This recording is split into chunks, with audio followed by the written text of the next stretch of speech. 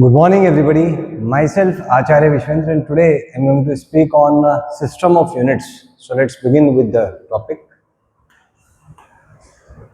So the topic that we are going to discuss is a system of units.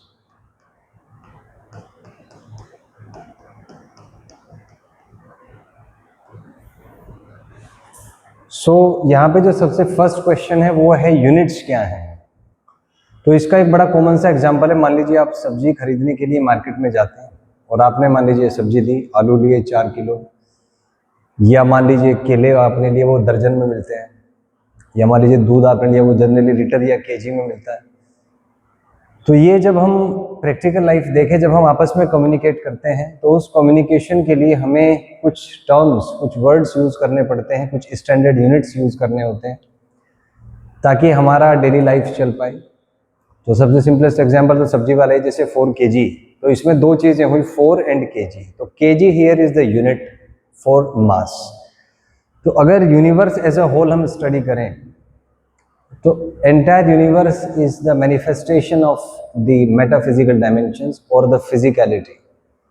तो उस physical dimension में चाहे आप planetary motion की बात करें, या किसी इलेक्ट्रॉन की ट्रांजिशन की बात करें एटम के अंदर, या किसी सेल की बात करें, या अपने ब्रेन के अंदर न्यूरल फायरिंग की बात करें, तो इन सारे प्रोसेसेस को जब हम दूसरे किसी व्यक्ति को बताएंगे, किसी फिजिकल इवेंट को, तो उसके लिए हम कुछ टर्म्स का यूज़ करते हैं जिसको कहते हैं फिजिकल क्वांटिटी।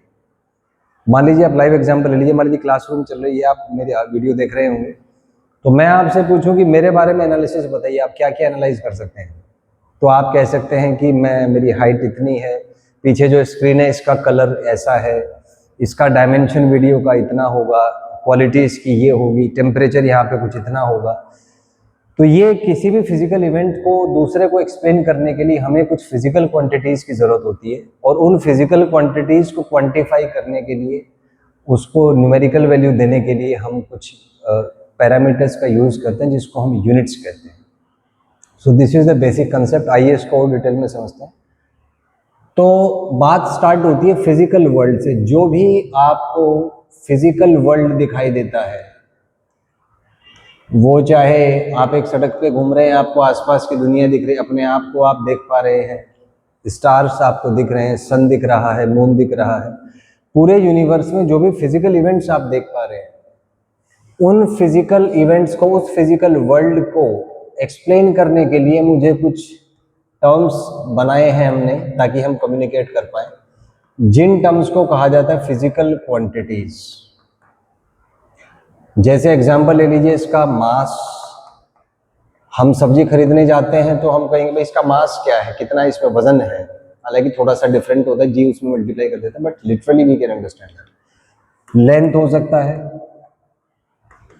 एरिया की हम बात कर सकते हैं, टेम्परेचर की बात कर सकते हैं, करंट की बात कर सकते हैं। तो यूनिवर्स में, फिजिकल वर्ल्ड में जो कुछ भी हो रहा है, जो भी इवेंट्स हो रहे हैं, उन इवेंट्स को एक्सप्लेन करने के लिए, दूसरे व्यक्ति को बताने के लिए हम कुछ टर्म्स यूज करते हैं जिसको कहते हैं फिजिकल क्वांटिटीज। आप मान लीजिए कोई आपसे आपके क्लासरूम के बारे में पूछे कि बताइए आपका क्लासरूम कैसा है, तो क्या बताएंगे आप बताएंगे कि हमारे क्लासरूम का साइज ये है, 20 फीट बाई 20 फीट या 30 फीट बाई 30 फीट, कलर उसमें वाइट है या येलो है या ग्रीन है या ऑरेंज है, जो भी आप समझे, टेम्परेचर उसका लगभग इतना रहता है। तो किसी भी इवेंट को जब आप दूसरे को बताएंगे तो आपको कुछ टर्म्स यूज करने पड़ेंगे। तो कुछ ऐसे टर्म्स बनाए गए हैं जिससे कम्युनिकेशन आसान हो पाए, ताकि लाइफ आपकी सुलभ हो पाए। तो उन्हीं टर्म्स को हम कहते हैं फिजिकल क्वांटिटीज, और उन फिजिकल क्वांटिटीज को मेजर करने के लिए हम कुछ टर्म्स यूज करते हैं जिसको कहते हैं हम units. So this is the concept of physical quantities. And physical quantities को मेजर अगर करना है तो मेजर करने के लिए हम कुछ टर्म्स यूज करते हैं जिसको हम कहते हैं यूनिट्स। एग्जांपल ले लेते हैं। मान लीजिए आप सब्जी खरीदने गए और आपने खरीदे 5 किलो आलू, या 2 किलो अंगूर, या 3 दर्जन बनाना आपने लिए। तो ये इन सारे वैल्यूज का एक सिग्निफिकेंस है, क्योंकि जो भाव होता है कॉस्टिंग, वो सामान्यतः पर यूनिट होता है कि 1 kg इतने का, तो बताइए इतने kg कितने का। या 1 लीटर इतने का या 1 दर्जन इतने का। तो यूनिट्स का फिजिकल सिग्निफिकेंस है कि उनके बेसिस पर प्राइसेस डिसाइड होते हैं, या किसी उनका एक सर्टेन वैल्यू है, ये बड़ा ये छोटा, ये नापोगे कैसे आप? So there has to be certain standard for that. तो जैसे यहाँ पे हमने टर्म यूज किया 5 kg, तो इसमें आप देखेंगे 5 इज अ न्यूमेरिकल वैल्यू और kg जो है यहाँ पे kg इज द यूनिट। आप कोई भी एग्जांपल ले लीजिए, थिंक ऑफ एनीथिंग, एरिया ले लीजिए, आप मान लीजिए कोई घर खरीदने गए, एरिया आया कि साहब 10,000 स्क्वायर फीट का कोई मकान है, तो 10,000 स्क्वायर फीट मतलब 100 फीट बाई 100 फीट उसका डायमेंशन हो गया। तो you can think in that terms also. Think of anything, temperature ले लीजिएगी, टेम्परेचर साहब 20 डिग्री है कि 25 है कि 37 है कि 90 है कि 100 है कि 0 है। तो quantization of physical quantities is necessary for our survival because it is concern with our daily life. तो वहीं से इसका सिग्निफिकेंस एक आता है। तो यहां से हम ये कह सकते हैं कि अगर फिजिकल वर्ल्ड जो है, अपने आसपास की जो भी दुनिया आपको दिखती है, इस वर्ल्ड में हो रहे हैं आपके इवेंट्स, और उन इवेंट्स को एक्सप्लेन करने के लिए हमें जरूरत पड़ती है फिजिकल क्वांटिटीज की, और उन फिजिकल क्वांटिटीज को क्वांटिफाई करने के लिए हमें जरूरत पड़ती है साहब यूनिट्स की। आप सोचें जरा, कल्पना करें जब इनिशियली ह्यूमन सिविलाइजेशन डेवलप हो रहा था, तो होता क्या था कि मान लीजिए किसी जगह पे, जैसे अपने इंडिया में ले लें, तो इंडिया में मान लीजिए कुछ धान पैदा होती है या गेहूं पैदा होता है या कुछ यहाँ पे प्रोडक्ट्स बनते हैं, मिर्ची वगैरह होती है, तो यहाँ से जो प्रोडक्ट्स है वो बन के विदेशों में जाते थे, और वहाँ से उनके जो प्रोडक्ट्स हैं, जैसे एक तो हीरा मान लीजिए, क्योंकि हीरे भारत में होते नहीं है, या मान लीजिए दूसरे प्रोडक्ट्स है, गुलाब भारत में नहीं, जो पौधे हैं कुछ इस तरीके के, वो इंडिया के प्रोडक्ट्स नहीं है, बाहर से आते थे। अब ये है समस्या कि इसको मेजर कैसे करें भाई, ये कैसे, वो क्या सिस्टम बनाएं जिससे बिजनेस हो पाए, इंटरकॉन्टिनेंटल जब आप बिजनेस करते हैं, इंटरनेशनल बिजनेस करते हैं, so what should be the parameter, नापें कैसे कि कितने सामान का क्या वैल्यू हो, how to decide that out. तो इसको नापने के लिए ऐसा सिस्टम बनाएगा जिसको सभी एक्सेप्ट करें। आप इंडिया में है, यूएस में है, यूके, लंदन, अफ्रीका, अमेरिका, किसी भी कॉन्टिनेंट में, आप एशियन कॉन्टिनेंट में जाए, अफ्रीकन में जाए, आप यूरोप में जाए, तो एक ऐसा सिस्टम बनाने की सोची गई जिससे इंटर कॉन्टिनेंटल या इंटरनेशनल बिजनेस हो पाए, लोग आपस में कम्युनिकेट कर पाए, और एक प्रॉपर सिस्टम हो जो कि ट्रांसपेरेंट हो।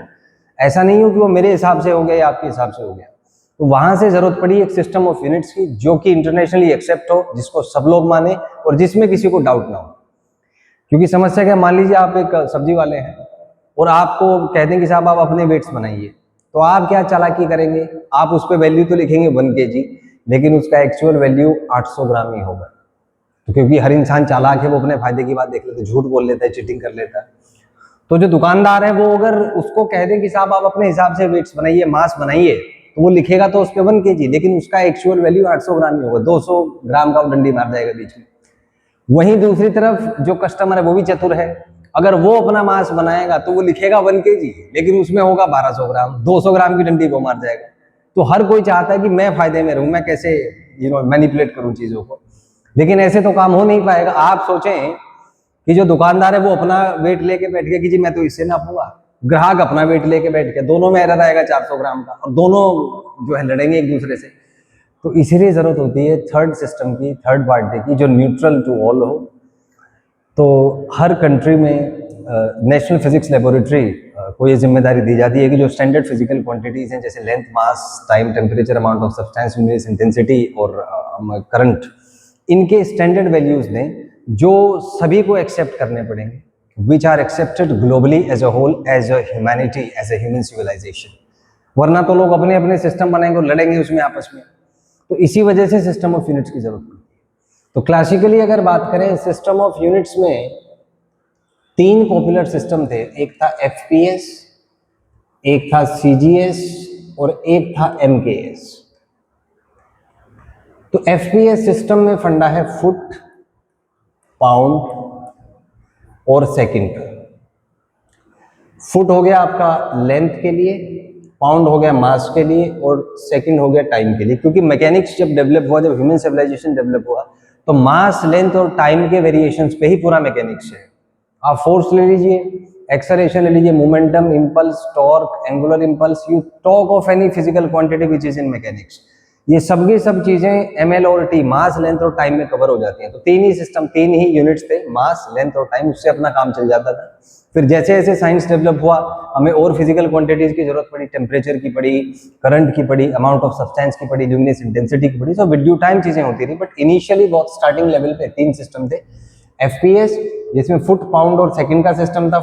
फुट होता था लेंथ के लिए, पाउंड मास, आज भी जो केक वगैरह आप लेते हैं तो वो पाउंड में मेजर होता है, तो वो आज भी है, इसका कुछ एप्लीकेशन। सेकंड था टाइम के लिए। सीजीएस में था सेंटीमीटर, ग्राम और सेकेंड। और एमकेएस में था आपका मीटर, किलोग्राम और सेकेंड। तो इसमें कुछ लिमिटेशन है, जैसे फुट में आप देखें तो कन्वर्जन बहुत मुश्किल होता था। जैसे एक फीट में 12 इंच होते हैं और एक इंच में 2.54 सेंटीमीटर होते, तो उसको कैलकुलेशंस करना बड़ा मुश्किल होता था। डेसिमल पॉइंट आते थे, कैलकुलेशंस आसान नहीं था। तो उससे बेहतर एक फिर सिस्टम आया, सीजीएस सिस्टम, जिसमें 10 के मल्टीपल्स की फॉर्म में फिजिकल क्वांटिटीज वेरी करते थे, तो इसके कैलकुलेशंस आसान थे। लेकिन प्रैक्टिकली ये थोड़ा सा ये इसमें भी थोड़ा सा ओड लग रहा था, क्योंकि वैल्यूज ऐसे आते थे जो या तो बहुत ज्यादा होते थे या बहुत कम होते थे। तो एक ऐसा प्रैक्टिकल सॉल्यूशन देखा गया, तो डेवलप करते करते एक नया सिस्टम बना, जिसको एमकेएस सिस्टम कहते हैं, जिसमें मीटर, किलोग्राम और second were chosen as standard units of your length, mass and time. और इसी का अपग्रेडेड वर्जन है जो एसआई सिस्टम बना 1971 में, जिसे इंटरनेशनल सिस्टम ऑफ यूनिट्स कहते हैं। 2018 में लेटेस्ट अपग्रेड हुआ था, ये अब ग्लोबली एक्सेप्टेड है। तो ये तीन क्लासिकल सिस्टम थे, लेकिन अपन एमकेएस का ही एक्सटेंडेड वर्जन आया आपका एसआई सिस्टम। तो आइए उसके बारे में बात करते हैं। तो एसआई सिस्टम ऑफ यूनिट्स, इसको इंटरनेशनल सिस्टम ऑफ यूनिट्स भी कहते हैं। तो ये 1971 में प्रपोज किया गया था, और इस सिस्टम के अंदर दो यूनिट्स हैं, फंडामेंटल और डिराइव्ड। और फंडामेंटल में भी आप दो चीजें इसको कह सकते हैं, बेसिक और सप्लीमेंट्री। बेसिक में 7 क्वांटिटीज हैं, सप्लीमेंट्री में 2 क्वांटिटीज हैं, और ये आपका डिराइव्ड सिस्टम हो गया। और इस पूरे सिस्टम को हम कहते हैं सिस्टम ऑफ यूनिट्स। सो अब इसमें एक कॉन्सेप्ट आता है कि फंडामेंटल क्वांटिटीज क्या है। तो फंडामेंटल क्वांटिटीज एक दूसरे से डिराइव नहीं हो सकती। फंडामेंटल का मतलब ये होता है, जैसे कुर्सी की 4 टांग होती है, एक टांग का रोल बाकी तीनों प्ले नहीं कर सकती। In the very same way SI system में जो फंडामेंटल क्वांटिटीज हैं, उनका अपना अपना एक सिग्निफिकेंस है। एक का रोल दूसरी फिजिकल क्वांटिटी नहीं कर पाएगी। लेंथ का काम मास नहीं कर पाएगा, मास का काम टाइम नहीं कर पाएगा, टाइम का काम टेम्परेचर नहीं कर पाएगा, टेम्परेचर का काम अमाउंट नहीं कर पाएगा, अमाउंट का काम ल्यूमिनस इंटेंसिटी नहीं कर पाएगा। तो ये इसमें है कि फंडामेंटल क्वांटिटीज एक दूसरे से डिराइव नहीं हो सकती, जबकि डिराइव्ड क्वांटिटीज वो फंडामेंटल से आप उसको डिराइव कर सकते हो, या वो एक दूसरे से भी डिराइव हो सकती है। तो ये इन दोनों में बेसिक बाइफर्केशन हो गया। तो अगर बात करें यहाँ पे क्वांटिटीज की, तो इसमें है आपका जैसे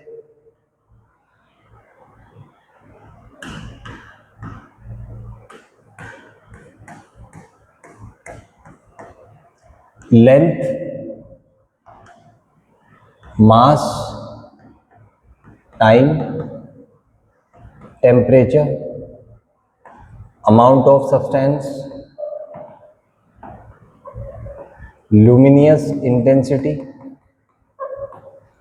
और आपका इलेक्ट्रिक करंट। तो ये 7 फंडामेंट बेसिक क्वांटिटीज होगी। इसके अलावा 2 सप्लीमेंट्री यूनिट्स हैं। One is the plane angle and another is the solid angle. तो ये पूरा एक सिस्टम है ऐसा यूनिट्स का, जिसमें 2 तरीके से फिजिकल क्वांटिटीज हैं, फंडामेंटल और डिराइव्ड। फंडामेंटल में आगे बेसिक प्लस सप्लीमेंट्री, 7 बेसिक हैं, 2 सप्लीमेंट्री यूनिट्स हैं प्लस डिराइव्ड। फंडामेंटल में खास बात है कि वो एक दूसरे से डिराइव नहीं हो सकती, जबकि डिराइव्ड क्वांटिटीज फंडामेंटल से भी डिराइव हो सकते हैं और आपस में भी एक दूसरे से डिराइव हो सकते हैं। This is definition of the quantities. आइए इसको सिस्टमेटिकली थोड़ा सा स्टडी करते हैं। सो लेट्स टेबल की फॉर्म में देख लेते हैं पूरा सिस्टम। तो मान लीजिए this is the serial number, this is the physical quantity,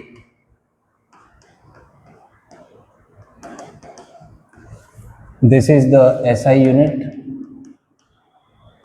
There is one more thing which is called dimension. And it's use, कि इसके यूज क्या क्या है। तो टोटल ऑफ 7 है वैसे, पर 2 सप्लीमेंट्री भी ऐड करेंगे तो 9 हो जाएगा। तो यहां से स्टार्ट करते हैं। सबसे प्राइमरी है आपका लेंथ। लेंथ का ऐसा यूनिट होता है मीटर। इसका डायमेंशन, डायमेंशन मतलब लेंथ को किस सिंबल से आप डिनोट करेंगे, सो एल यूज करते हैं। यूज है मेजरमेंट ऑफ लेंथ में, लेंथ का आप यूज समझ सकते हैं, use in measurement of. Second is mass. Mass का ऐसा यूनिट होता है किलोग्राम। इसका डायमेंशन है एम, और ये भी प्रैक्टिकल यूज है, practical use in life.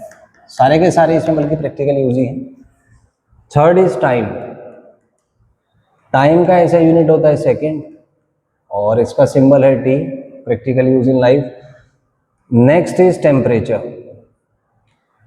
So temperature का ऐसा यूनिट है आपका केल्विन, और इसको के या थीटा से डिनोट करते हैं। इसका यूज है टेम्परेचर का कि रिलेटेड टू एनर्जी कह सकते हैं आप, related to internal energy.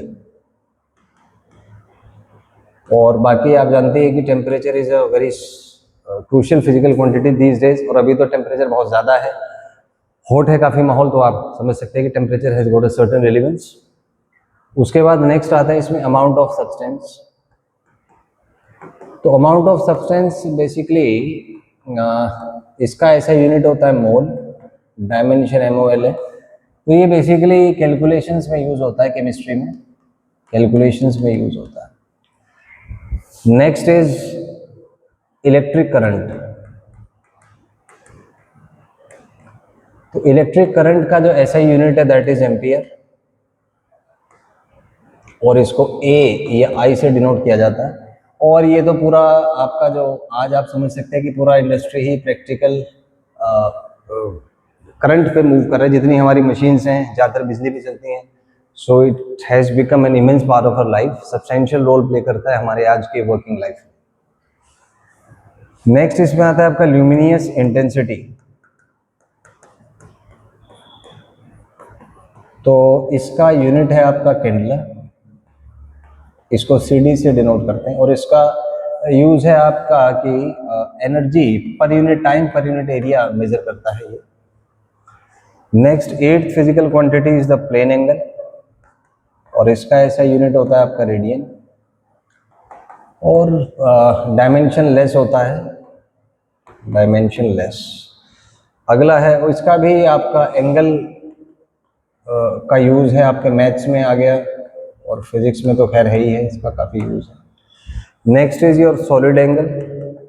Solid angle का ऐसा यूनिट होता है स्टीरेडियन, ये भी आपका डायमेंशनलेस होता है। तो ये फ्लक्स कैलकुलेशंस में यूज होता है, जब किसी सॉलिड सरफेस के थ्रू फ्लक्स कैलकुलेट करना होता है तो उसमें उसका एक practical utilization. So we have seen that SI system की अगर फंडामेंटल यूनिट्स की बात करें, so total of 9 units, 7 basics and 2 supplementary, जिसमें है length, mass, time, temperature, amount of substance, electric current, luminous intensity, plane angle और solid angle. ये इसके यूजेस हैं। ऐसा यूनिट इसका क्या है, फिर डायमेंशन क्या है, फिर इसके यूजेस क्या हैं, और इसमें बहुत से क्वेश्चंस बन सकते हैं। हर साल क्वेश्चंस आते हैं बेसिकली फिजिकल क्वांटिटीज पे, डायमेंशंस पे, डायमेंशन एनालिसिस पे, उसके यूनिट्स पे। तो इसको यूज करके आप इसको आगे आप देख सकते हैं।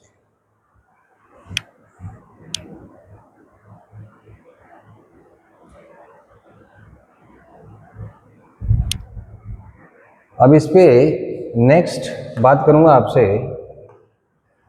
डायमेंशंस पे, कि डायमेंशंस क्या है।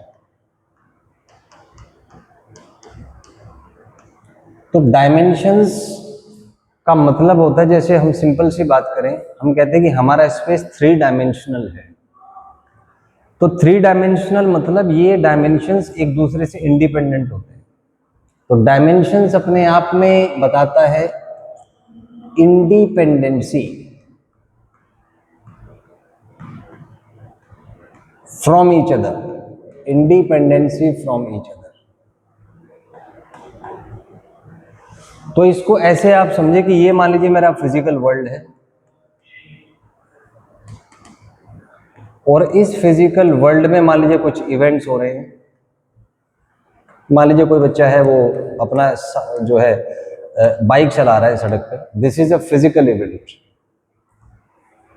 तो इस फिजिकल इवेंट को मैं रिलेट कर सकता हूं मेरे फंडामेंटल क्वांटिटीज से।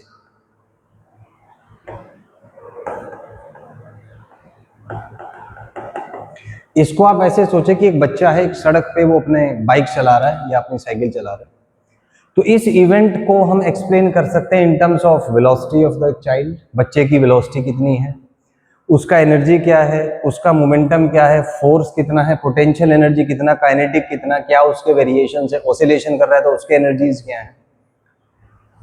तो क्या फंडा है कि कोई भी फिजिकल इवेंट अगर हो रहा है, उस फिजिकल इवेंट को आप फंडामेंटल क्वांटिटीज की टर्म में रिलेट कर सकते हो। जैसे मान लीजिए बच्चा अगर मूव कर रहा है तो उसका वेलोसिटी होगा।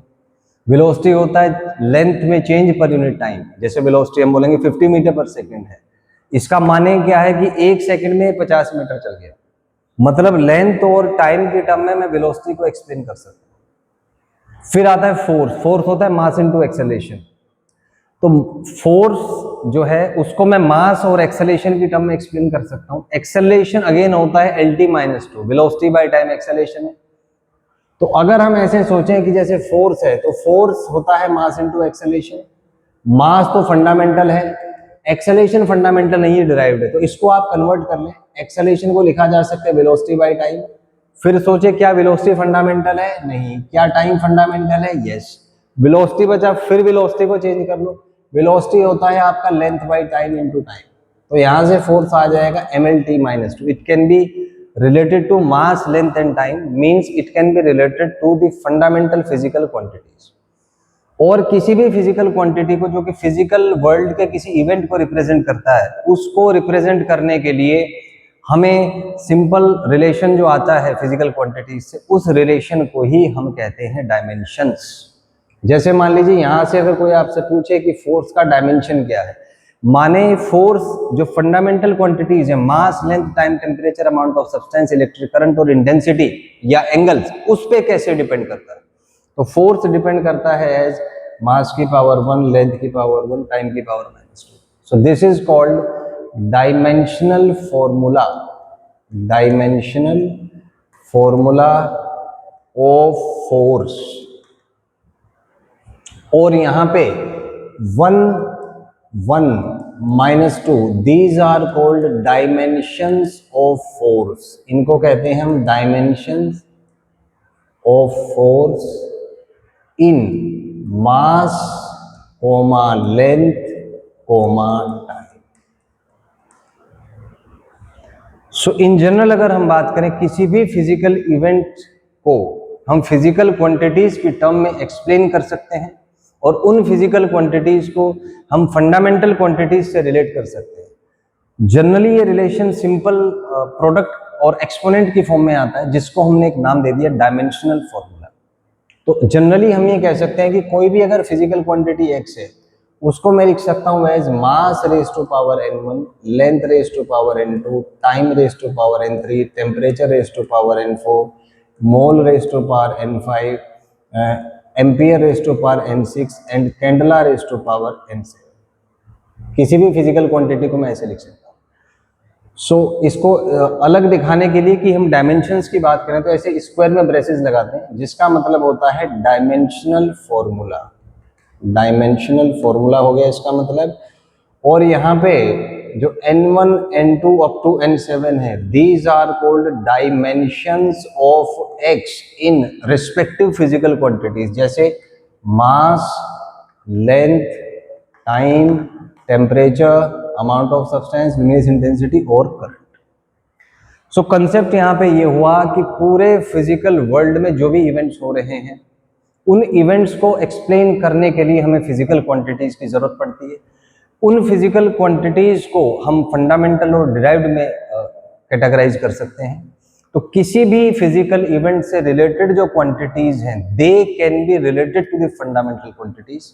9 क्वांटिटीज में लिख सकते हैं, और इन जनरल अगर हम बेसिक की बात करें तो 7 क्वांटिटीज की टर्म में आएगा ये रिलेशन। तो इस रिलेशन को ही कहा जाता है dimensional formula. I think concept आपको समझ आ गया होगा। आइए इस पे कुछ वर्कआउट प्लान करते हैं, कुछ क्वेश्चंस करते हैं। मान लीजिए आपको दिया हुआ है फोर्स, और पूछा है जी इसका डायमेंशनल फॉर्मूला आप निकालिए, हालांकि मैंने एक्सप्लेन किया था। तो सीधी सी बात है, फोर्स सोचें क्या होता है, तो फोर्स होता है आपका मास इनटू एक्सेलरेशन। अब चेक करें क्या मास फंडामेंटल है जी, बिल्कुल है। क्या एक्सेलरेशन फंडामेंटल है, नहीं है। तो जब तक फंडामेंटल क्वांटिटी ना आ जाए, सारी क्वांटिटीज फंडामेंटल ना हो, तब तक आप क्वांटिटीज चेंज करते रहो, ताकि फाइनल जो आंसर आए उसमें केवल फंडामेंटल क्वांटिटीज की टर्म में ही आंसर है। तो इसमें हम एक काम कर सकते हैं, मैं फोर्स को एफ से डिनोट कर लेता हूँ, मास को एम से, एक्सेलरेशन को मैं लिख सकता हूँ वेलोसिटी बाई टाइम। फिर से चेक करें, मास फंडामेंटल है, बिल्कुल। टाइम फंडामेंटल है, बिल्कुल। वेलोसिटी फंडामेंटल है, बिल्कुल नहीं। फिर से वेलोसिटी को बदलें, तो वेलोसिटी होता है आपका लेंथ बाय टाइम और टाइम। अब चेक करें, ये भी फंडामेंटल, ये भी फंडामेंटल, ये भी फंडामेंटल, ये भी फंडामेंटल। तो मैंने फोर्स को फंडामेंटल क्वांटिटीज के फंक्शन की फॉर्म में लिख दिया। किसकी फॉर्म में? फंडामेंटल फंक्शंस के, फंडामेंटल क्वांटिटीज की फंक्शन की फॉर्म में। तो इसको अपन ऐसा लिख सकते हैं डायमेंशनली, यहाँ पे एक सिंबल लगा दिया ताकि हमें पता रहे कि डायमेंशन की बात कर रहे हैं। तो ये आएगा आपका m1l1t-2। So this is how we can find the dimension.